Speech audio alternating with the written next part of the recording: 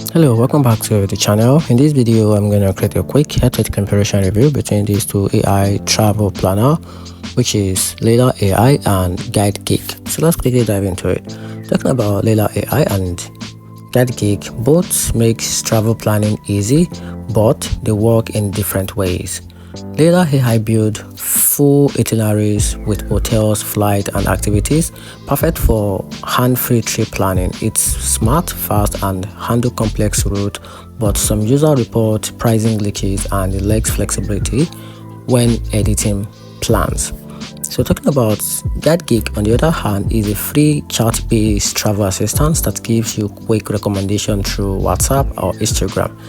It's easy to use, responsive, and great for spontaneous travelers, but it doesn't handle booking or details itineraries like Layla AI. So in my own opinion, Layla AI wins for complete trip planning, while GuideGeek shines for simple, on-the-go travel advice. And that's it. If you find the video helpful, leave it, turn on the notification button, and make sure you subscribe for more review.